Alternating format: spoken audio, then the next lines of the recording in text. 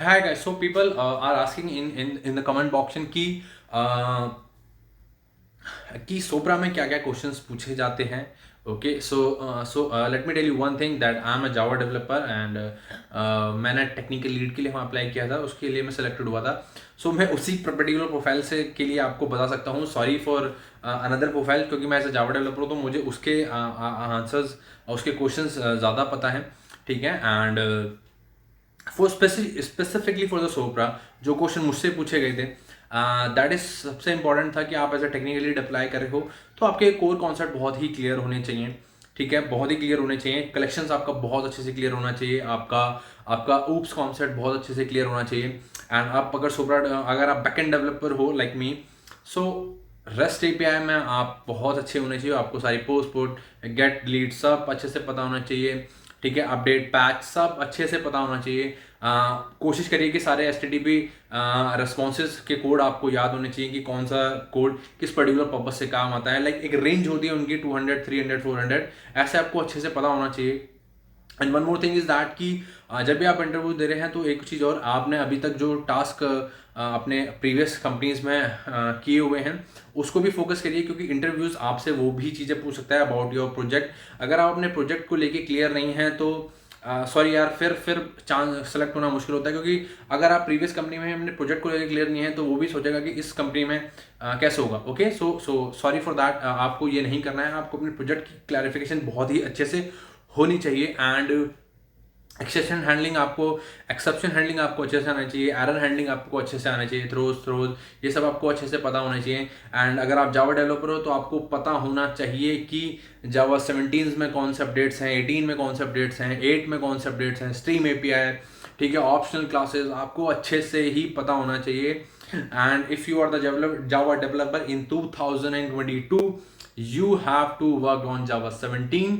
Okay, and अगर आप जावा 17 पे अभी तक वर्क नहीं किया है then it's okay, but you have to at least know about the Java 8 all the concepts. Okay, so आपको जावा 8 के सभी कॉन्सेप्ट आपको बहुत ही अच्छे से पता होने चाहिए, क्योंकि जावा 8 एक मिनिमम रिक्वायरमेंट है. जावा 7 का ज़माना गया तो forget about the Java 7, focus on Java 8. Steam API that is बहुत ही इंपॉर्टेंट एक फीचर्स है जावा 8 का. ऑप्शनल क्लासेस बहुत ही एक अच्छा फीचर्स है जो आप यूज़ कर सकते हो और करना भी चाहिए. ठीक है, और करना भी चाहिए तो आपको ये पता होना चाहिए. एंड कलेक्शंस, यस, बहुत ही ज़्यादा इंपॉर्टेंट है. कलेक्शंस आपको पता होने चाहिए. पूरा आर्किटेक्चर बना के रख लीजिए कि कौन से कलेक्शंस में कैसे इटरेशन होता है, मैप, हैश, ये सब आपको अच्छे से पता होना चाहिए. ट्री व्री सब आपको पता होना चाहिए. ठीक है. And one more thing is, आपको ये तो रहा प्रोग्रामिंग का पार्ट, और साथ ही साथ क्योंकि आप जावा डेवलपर हो तो आपको स्प्रिंग फ्रेमवर्क्स, ठीक है, नॉलेज होनी चाहिए. कि आप जब आपने जेडी अप्लाई किया होगा तो वहाँ पे मेंशन होता है कि आपको किस किस की नॉलेज होनी चाहिए. तो स्प्रिंग की आपको अच्छे से नॉलेज होनी चाहिए. अगर आपको स्प्रिंग पढ़ रहे हो तो स्प्रिंग जेपीए, ठीक है. एंड आपको ORMs की भी नॉलेज होनी चाहिए. ओके, एंड पूरा MVCs and the spring boot आपको अच्छे से नॉलेज होनी चाहिए. एनोटेशंस का अच्छे से पता होना चाहिए. ठीक है, एक एपीआई बनाने का एग्जैक्टली तरीका क्या है इसके बारे में भी अच्छे से पता होना चाहिए. Nobody can perfect in everything, but आपको पता होना चाहिए. ठीक है, जो भी आपने अभी तक सीखा है अकॉर्डिंग टू दैट आपको पता होना चाहिए किस तरीके से ये सारे फ्रेमवर्क काम करते हैं. एंड हाइबरनेट आपके लिए कैसे काम करता है, जेपी आपके लिए कैसे काम करता है. और अगर आपके वहाँ पे रिक्वायरमेंट है माइक्रो सर्विसेज की, तो आपको माइक्रो सर्विस भी पता होनी बहुत ज़रूरी है. ठीक है, so it's depend on the requirement of your role कि आपको क्या क्या नॉलेज होनी चाहिए. तो जो भी आपको जेडी मिलेगा अकॉर्डिंग टू दैट आप आराम से पढ़ सकते हो.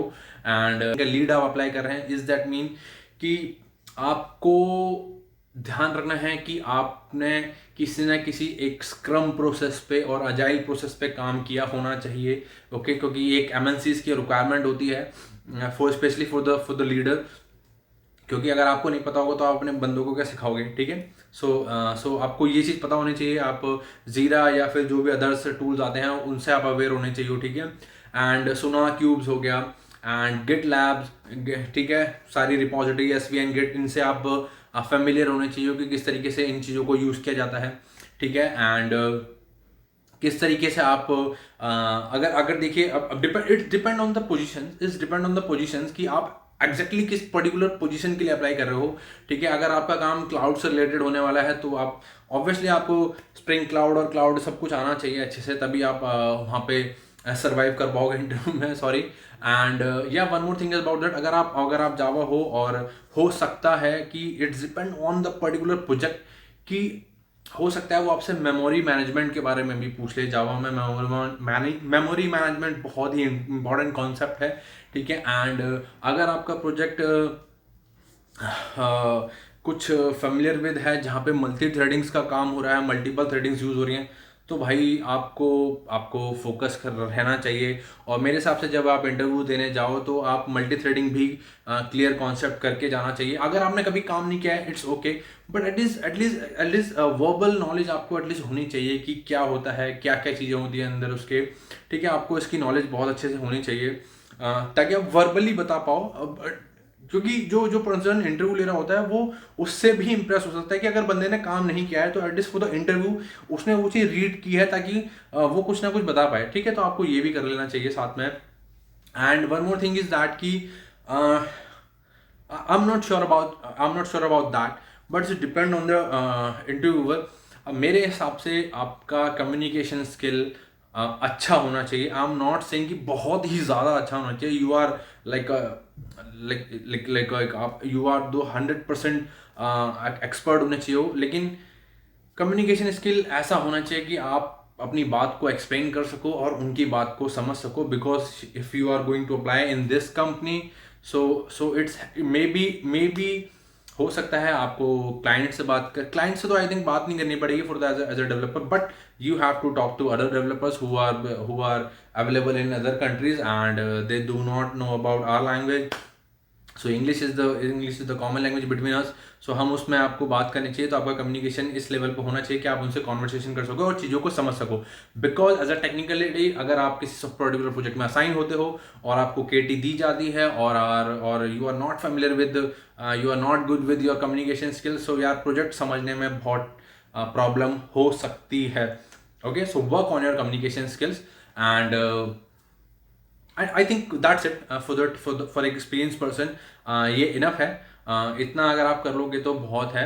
एंड यप, एंड लॉजिक्स तो आपके देखो, अगर आप टेक्निकल लीड के लिए अप्लाई कर रहे हो तो लॉजिक्स तो आपके क्लियर होने ही चाहिए, क्योंकि हो सकता है वो आपसे कुछ लॉजिकल क्वेश्चन पूछ ले। Okay, so I hope that thing will help you, and for more information please subscribe my channel, and thank you very much for